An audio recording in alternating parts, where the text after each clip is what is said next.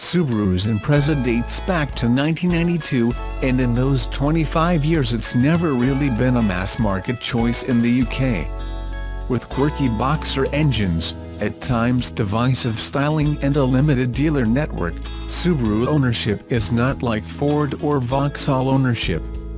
For many drivers, the Impreza name will conjure up memories of the fire-breathing, rally-bred WRX and STI models, but this new car is a rather more subdued offering. Subaru's instead aiming it at buyers who want the security of all-wheel drive without resorting to a high-riding SUV. Compared to the old model, almost everything. This car is new from the ground up, benefiting from scalable underpinnings that will go on to create future models. New to the Impreza range is Subaru's EyeSight system, which uses dual front-facing cameras to provide a whole host of safety features. Under the skin, Subaru's concentrated on improving driver dynamics, a criticism of the last Impreza, though admittedly one that could not be leveled at its WRX STI sister car.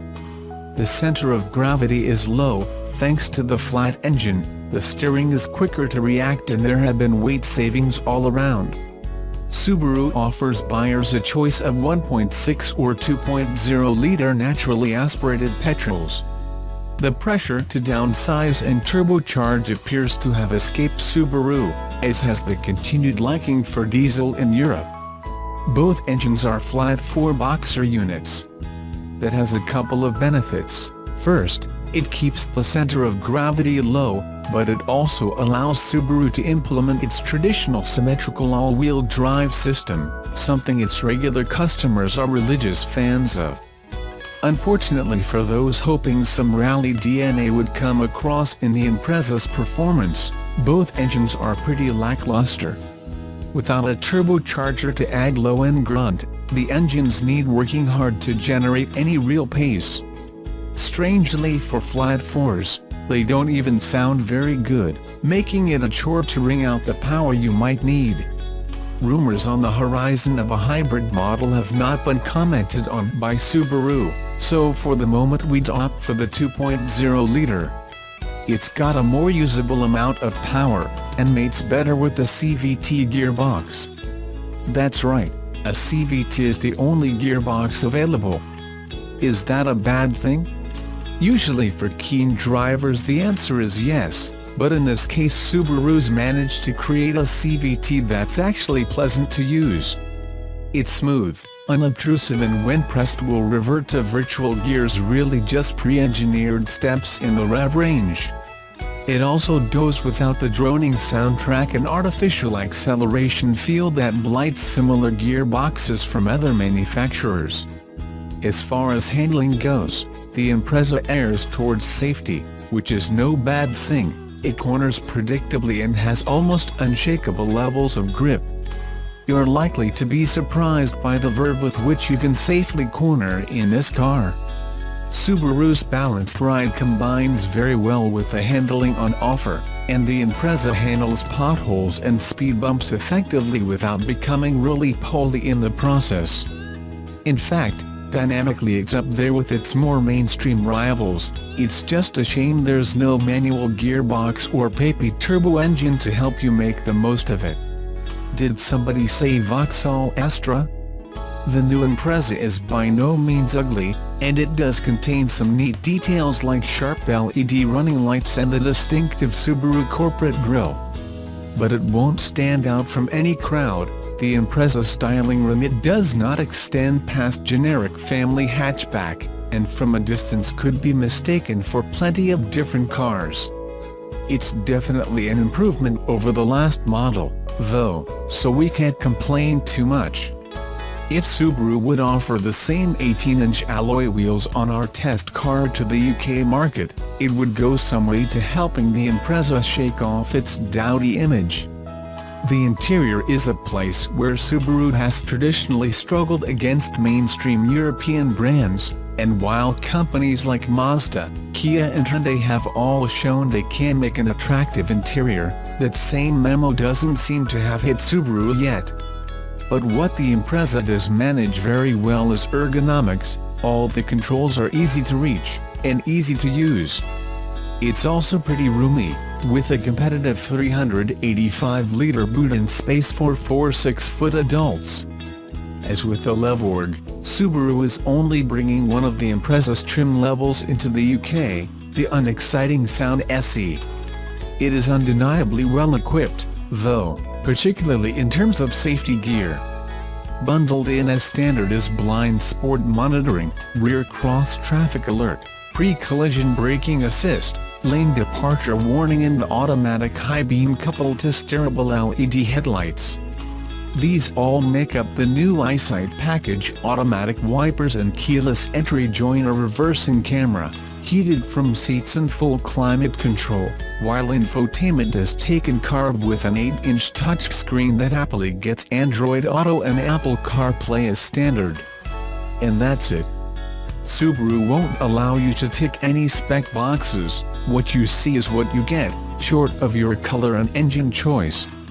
The previous Impreza was an underwhelming car with underwhelming sales, and despite major changes, it looks like the new model may be consigned to the same fate. It's not a bad car by any means. It's very dynamically capable, neatly styled, and has seriously generous standard equipment, plus an interesting all-wheel drive system. But without some UK-centric tweaks to the powertrain, it'll continue to be a very left-field choice. Subaru can catch a break. Now they have another lawsuit filed against them for one of its vehicles attracting rats.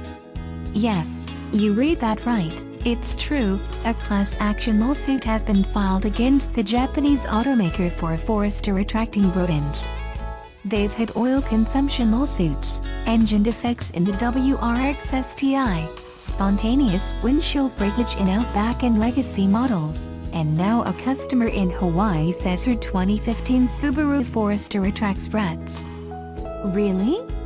According to a report by Hawaii News Now, there's a new class action lawsuit against Subaru Corporation alleging rats are attracted to certain car parts in the 2015 Forester. Maui resident Diane Shui discovered she had a fuel leak. The Hawaii resident took the Forester to a local Subaru dealer and they discovered the problem: rats had chewed through her vehicle's main fuel line. They told me that thing could have caught on fire. Shui says the problems with the rats have cost her more than $3,000 in repairs because rat issues are not covered by the vehicle's new car warranty. She contacted an attorney who filed a class action lawsuit last week charging Subaru with making a change to soy-based plastics for wiring, insulation and fuel hoses that rats apparently find too tempting to pass up. Subaru's local dealer declined comment on the specifics of the lawsuit, but instead issued this statement: "Our customers and their safety are our priority and, as we do with all vehicle complaints, our policy is to work with each customer to try to reach a mutually agreeable resolution." Honolulu, Hawaii attorney Chris Pslog, who filed the suit, said, "The lawsuit seeks a full refund of the car's costs, since costs to replace each of the soy-based wires and hoses would be too extensive." Shui says she's tried using rat traps and all kinds of home remedies to get rid of the rodents with no success. "It was a nightmare after just 2 months of driving this thing, and it has continued for 2 years. I love my Subaru. I'm so frustrated and I'm very disappointed in Subaru Corporation," says Shui. According to a report by Forbes, this is not an unusual problem and other automakers like Volvo have experienced the same problems with rodents eating soy-coated wires and causing extensive damage. It's not just Subaru and Volvo, apparently Honda, Toyota and other automakers seem to be experiencing chewed-up wires too, and it's an industry-wide problem. In fact, it's such an auto industry problem, Consumer Reports even wrote a piece on "How to Protect Your Car from Rodents" article for consumers in July of this year. Subaru Corporation has been beset with other lawsuits and internal issues in Japan dealing with improper vehicle inspections. Now its Subaru Forester is being attacked by rats. Subaru can't seem to catch a break. Infinity's cars may pack some proper good looks, but they aren't always at the cutting edge of new car tech. thankfully, that's not the case with the new 2019 QX50 crossover, which makes its debut at the 2017 LA Auto Show. Infiniti started teasing the new QX50 back in January, when it debuted the QX50 concept. Not much has changed between that version and the actual production version. There's a powerful front end with a big old grille, sharp character lines and a dash of extra beefcake from the non-body color fender trim. Inside, there's a sliding rear bench that can expand rear cargo capacity from 31.6 cubic feet to 37 cubic feet.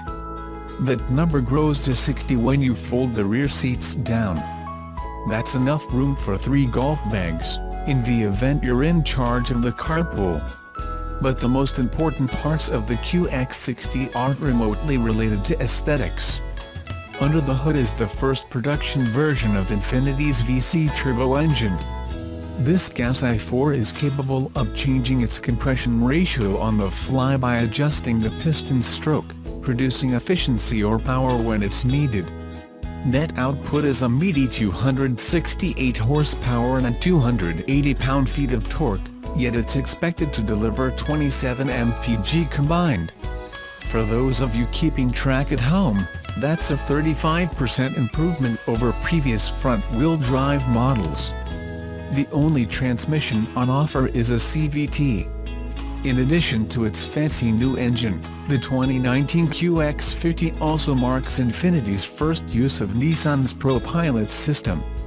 ProPilot takes control of the gas, brakes and steering to hold the car in a single highway lane, moving with the flow of traffic.